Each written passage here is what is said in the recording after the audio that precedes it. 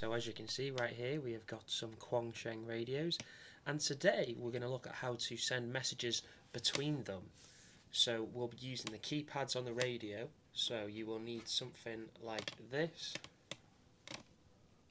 or a print just to show how the numbers are. As you can see, 2 is where ABC starts, D, E, F, G, H, I, J, K, etc, etc is going to be the same on these keypads, so you might need like a little print off or just an old phone if you've got one, just to kind of reference it until you kind of memorize it as touch typing.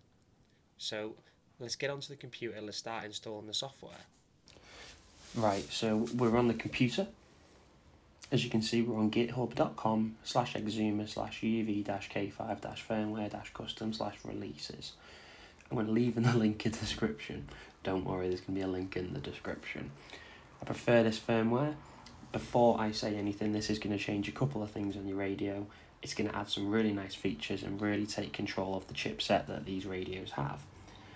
But it will take time to get used to. Nothing major, the usual stuff is fine. It's just more like if you want to hit FM broadcast, we're going to hit the F button and then the keypad 0 where it says FM. That's all. It's nothing major. But we need this for the Messenger app. So I'm going to hold the push to talk button on my radio and turn it on. This is going to turn it into programming mode. Make sure you hold the push to talk button and turn it on at the same time. An LED light will show. I've got my Baofan cable plugged into my computer. I'm now going to plug it into the radio. It's now firmly in place. I'm happy. We're going to hit flash with a browser, this big blue text here. Now as you can see, it has loaded it nicely. If this is blank, go back, click it again. CRC check part, detected the firmware, etc, etc. So we're going to press the flash firmware button. And then here we can see USB serial COM4, so it's detected the programming cable. And then I'm going to press connect, and it's going to start flashing the firmware. Now your radio LED light will start flashing like mad, it's fine. Don't worry about it. This is slowly clicking through. We're going to wait till we get to 100. Then once it says complete and the radio has restarted itself, we'll disconnect the radio. So let's let this get to 100. Successfully flashed firmware, perfect. And the radio is now just turned on. I'm happy. We're going to disconnect the radio and then we're going to go back to the radio and show you how to use it. So right now we've got our 2 Quanshengs. The software is installed, so to double check that, just going to power them on.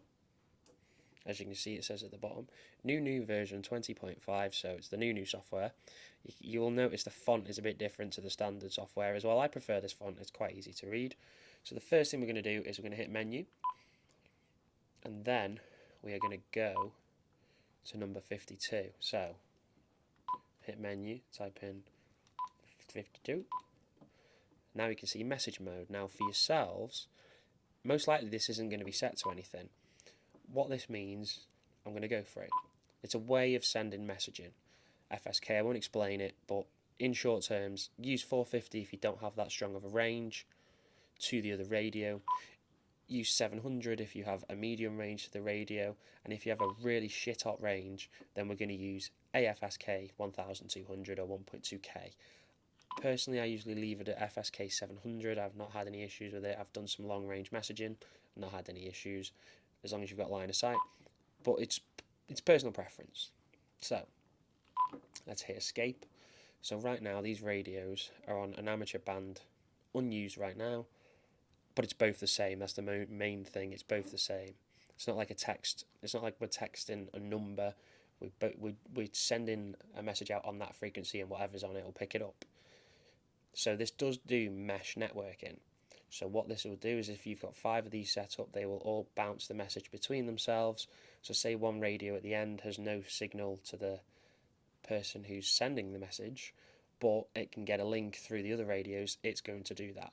By default, I don't even think you can turn it off. So what we're going to do is we're going to load the Messenger app up. We're going to press F for function and then M for messenger. It's the easiest way to remember it. So same again, F for function, M for messenger. Now as you can see, we've got the messenger apps up by it saying messenger. So this is where this phone comes in handy, or even just a picture of the keypad. What it is it uses the same. As you can see, there is random letter in A/B at VFO. You know, these keypads aren't made for texting. But what it does use is the old school way of messaging, whereas there's A, B, and C. There's 4. I want to do hi. I'm going to go 1, 2. That's H, and then 1, 2, 3. That's I.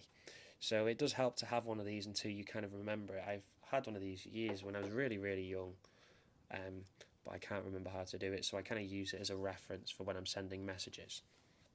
So before anything, 0 is your space. As you can see, our line is jumping. Then if you look closely here, we've got a capital B. So if we press the scan button, that's going to change to a lowercase. So now anything I type is in the lowercase. And then last but not least, we can see a number, so it's automatically going to type the number and not the letter. So let's escape that, I don't want to send that. Oh, there we go. So let's change scan to F. Let's change scan to F. Let's change scan. So we're on capitals, because I'm happy sending capitals, and then I'm just going to press 4. There we go, H. And then 1, 2. H there, give it a second. 1, 2, 3. Oh, yeah, I used to hate this on these phones.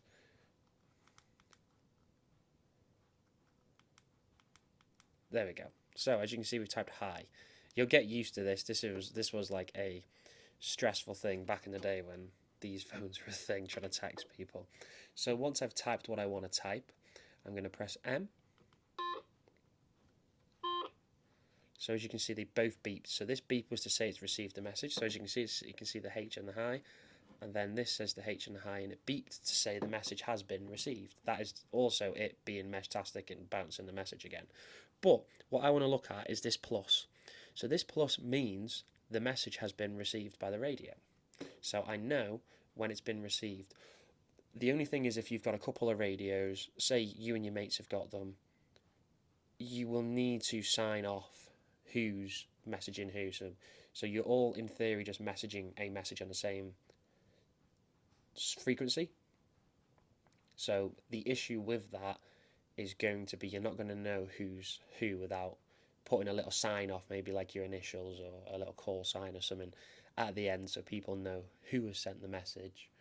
But bar that, this works really great, extremely simple, and that is pretty much how you use the Messenger app.